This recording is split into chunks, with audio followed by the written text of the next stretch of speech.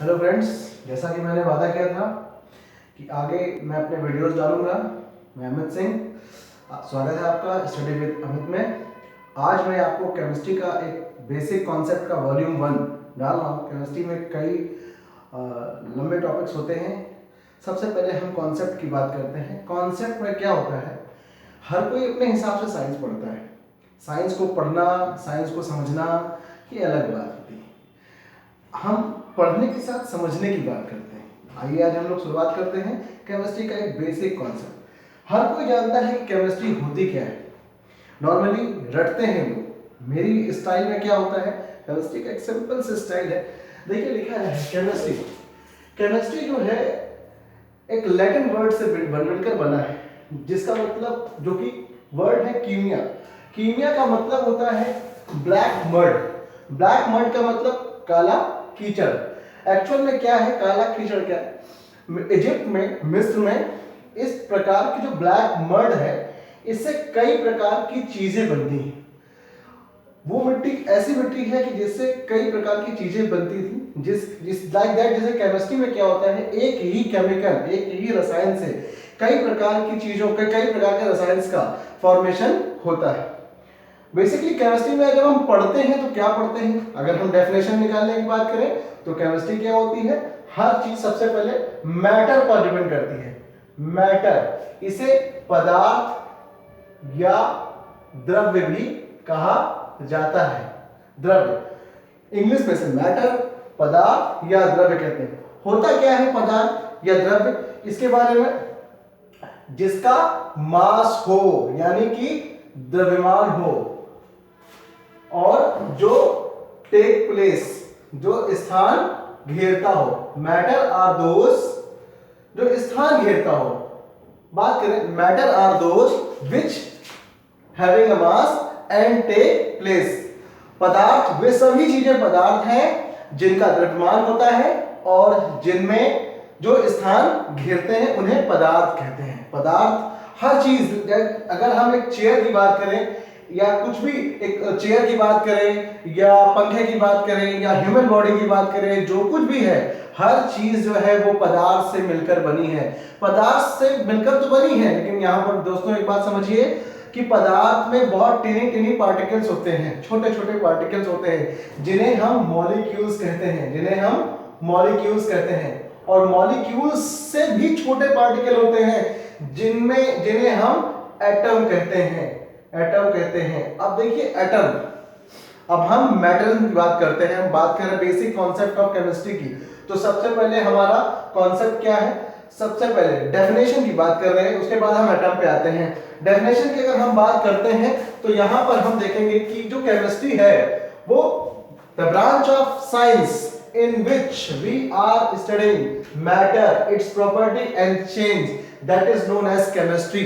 यानी विज्ञान की वह शाखा जिसके अंतर्गत पदार्थों, उनमें होने वाले गुणों और उनके परिवर्तनों का अध्ययन करते हैं, उसे रसायन विज्ञान कहते हैं। उदाहरण के तौर पे अगर हम क्या करते हैं, एक हम बाउल ले लेते हैं और उस बाउल में थोड़ा सा पानी डाल देते हैं, वाटर, थोड़ा सा पानी डाल देते हैं और इसको हम थोड़ा सा हीट कर देते हैं, थोड़ा सा हीट कर देते हैं।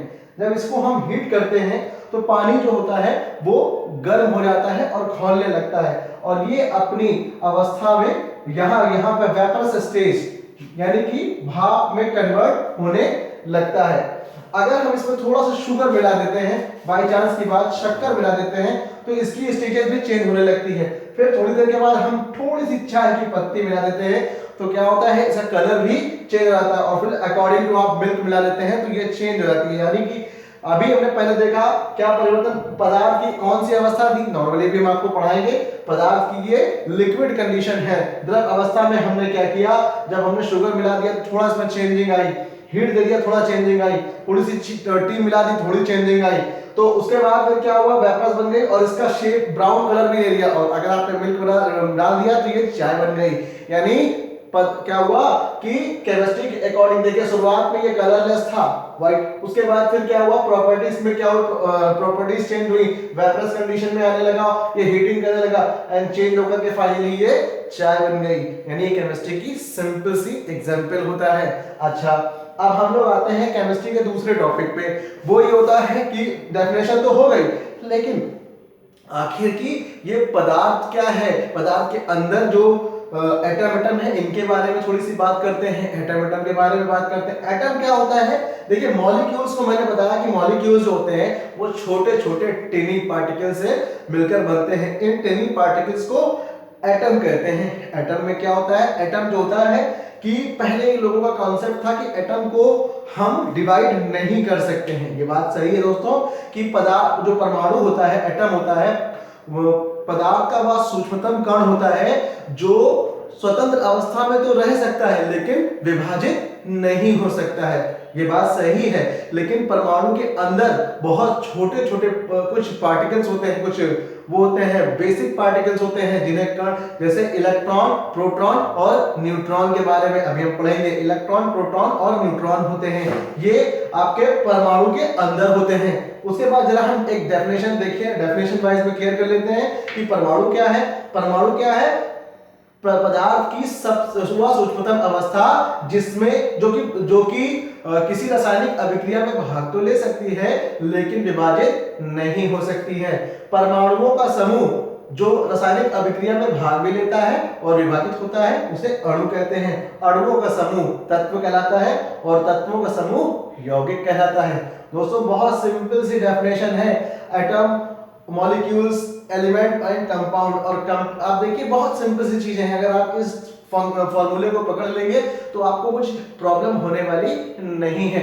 चलिए हम लोग आज बात करते हैं इसके अलावा की कुछ टॉपिक्स की बात करते हैं, समथिंग, ठीक है। अच्छा, जब हम बात करेंगे मैटर की, पदार्थ की, तो पदार्थ के बारे में मैंने बताया, जैसा कि अभी दोस्तों मैंने क्या बताया था कि पदार्थ जो है ये दो चीजें हैं, जिसका द्रव्यमान होगा, मास होगा, और जो स्थान घेरता होगा वो आपका पदार्थ है। अच्छा, उसके बाद हम जरा बात करें कि पदार्थ के बारे में क्या है। नॉर्मली हम पदार्थ की कुछ अवस्थाएं पढ़ते हैं जिन्हें हम सॉलिड, लिक्विड और गैस कहते हैं। नॉर्मली हम पढ़ते हैं सॉलिड, लिक्विड और गैस, ये तीन अवस्थाएं हम पढ़ते हैं, क्योंकि ठोस, द्रव और गैस के बारे में पढ़ते हैं। लेकिन दोस्तों इसके अलावा भी कुछ अवस्थाएं हैं, जैसे कोलाइडल स्टेज की बात करें, कोलाइडल स्टेज जो है ये भी आपको पढ़ना है, कोलाइडल स्टेज पढ़ना है। उसके अलावा एक प्लाज्मा है जो कि हमारी बॉडी, इसको भी पढ़ना है। अच्छा, बात करते हैं, ये तीन भौतिक अवस्थाएं हैं और ये दो रासायनिक अवस्थाएं हैं। भौतिक अवस्थाएं सॉलिड, लिक्विड और गैस, और ये केमिकल स्टेजेस हैं। इनके बारे में थोड़ा सा डिस्क्रिप्शन देख लेते हैं। अगर हम सबसे पहले सॉलिड की बात करें तो सॉलिड के बारे में देखेंगे कि सॉलिड क्या होते हैं। ये पदार्थ की वह अवस्था होती है जिसमें मॉलिक्यूल्स जो होते हैं वो बहुत पास पास होते हैं और इनमें लगने वाला इंट्रामॉलिक्यूलर फोर्स या अंतरा आणविक बल जो होता है ये बहुत ज्यादा होता है। आणविक बल बहुत ज्यादा होता है और इनके जो मॉलिक्यूल्स होते हैं बहुत पास पास होते हैं और इन्हें किसी मीडियम की नीड नहीं होती। इसलिए हम अगर शक्कर लेना चाहें तो इजीली आप हाथ में ले सकते हैं। अगर हम चाहते हैं नॉर्मली कि कुछ भी उठाएं, ये लाइक दैट ये है, इसे हम हाथ में उठा सकते हैं। लेकिन अगर बाय चांस की बात हम करें, अगर हमें कुछ इसके लिए हमें पन्नी नहीं चाहिए, इसके लिए कुछ नहीं चाहिए, लाइक हम कोई इसके लिए कैरी बैग लेकर नहीं चलेंगे तब भी चलता है। अच्छा, दूसरी स्टेजेस, ये तो हो गई सॉलिड। उसके बाद दूसरी स्टेज की बात करें तो इसके लिए सबसे पहले हमारे जहन में आता है जो कि लिक्विड है। हमारे जहन में क्या आता है कि कुछ हमें मीडियम चाहिए होता है, यानी पदार्थ की वह अवस्था जिसमें मॉलिक्यूल्स थोड़ा दूर दूर होते हैं और इनके बीच लगने वाला इंट्रामॉलिक्यूलर फोर्स थोड़ा ज्यादा होता है। और सबसे बड़ी बात दोस्तों, इनमें माध्यम यानी मीडियम की आवश्यकता होती है। फॉर एग्जांपल, अगर हमें कोई पानी, दूध लेना है तो दूध वाला आता है हमारे पास, तो हम सबसे पहले बाउल को इकट्ठे लेते हैं और बाउल ले जा करके उसको देते हैं तो वो हमें दूध देता है। कोल्ड ड्रिंक लानी है तो बोतल में लेना होगा, शरबत लेना है तो ग्लास में लेना होगा, लेकिन हम लोग नॉर्मली बिना मीडियम के नहीं ले सकते हैं। थर्ड वन इज दैट, हमारे पास आती है थर्ड स्टेज गैस।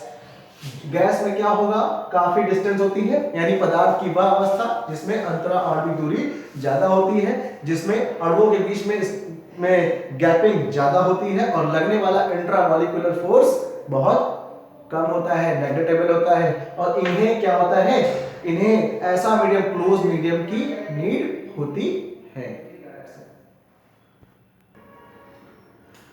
अब हम बात करते हैं एटॉमिक स्ट्रक्चर की। एटॉमिक स्ट्रक्चर की अगर हम बात करें, एटॉमिक स्ट्रक्चर में बहुत ब्रीफ है, अभी हमने स्टार्ट किया है, वॉल्यूम 1 दे रहे हैं। एटॉमिक स्ट्रक्चर के बारे में नील्स बोर, रदरफोर्ड सबको डिस्कशन करेंगे, लेकिन हम बेसिक बात कर रहे हैं कि मॉलिक्यूल्स के अंदर होता क्या क्या है, उनके बारे में बात कर रहे हैं। फिर अभी हम डीपली इसके बारे में आगे वीडियोस में हम आपको और एक्सप्लेन करेंगे।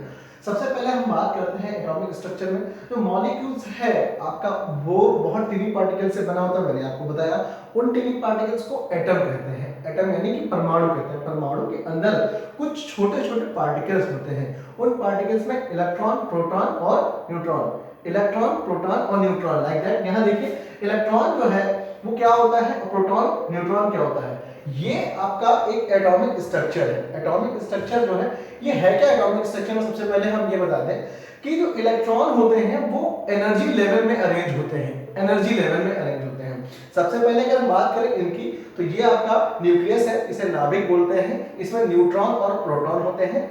न्यूट्रॉन और प्रोटॉन होते हैं। प्रोटॉन जो होता है उसके बारे में बता रहे, पॉजिटिव चार्ज होता है। न्यूट्रॉन में चार्ज नहीं होता। इलेक्ट्रॉन जो होते हैं वो वेरियस एनर्जी लेवल्स में बटे होते हैं। ये क्या होता है, 2, 8, 18 और 32, यानी K, L, M, N। ये एनर्जी लेवल है। ये और भी हो सकते हैं, एक्सटेंड हो सकते हैं एनर्जी लेवल। ये 2, 8, यानी कि सबसे पहले अगर हम बात करें तो एनर्जी लेवल में इलेक्ट्रॉन, पहला जो एनर्जी लेवल है जो जिसे आप K कहते हो, इसमें मैक्सिमम 2 इलेक्ट्रॉन हो सकते हैं। वो 2 इलेक्ट्रॉन ही आपके कंटेन कर सकते हैं। रोटेशन के बारे में डिस्कशन भी करते हैं। दूसरा जो एनर्जी लेवल है इसमें 8 इलेक्ट्रॉन हो सकते हैं। तीसरा जो एनर्जी लेवल है उसमें 18 इलेक्ट्रॉन हो सकते हैं। और जो चौथा एनर्जी लेवल है उसमें 32 इलेक्ट्रॉन हो सकते हैं। इसके बाद भी एनर्जी लेवल हो सकता है, इलेक्ट्रॉन उसमें आ सकते हैं। अच्छा, अभी इसके बारे में, इसके लिए कुछ रूल्स हैं, उन रूल्स को अभी हम डिस्कशन करेंगे कि ये कैसे फिलअप होते हैं, इस पर डिस्कशन होगा। लेकिन सबसे पहले हम समझ लेते हैं इलेक्ट्रॉन क्या होता है, प्रोटॉन क्या होता है, इसके बारे में जान लेते हैं। इलेक्ट्रॉन क्या होता है, इलेक्ट्रॉन जो है वो आपके नेगेटिव चार्ज पार्टिकल होते हैं। इनमें नेगेटिव चार्ज होता है।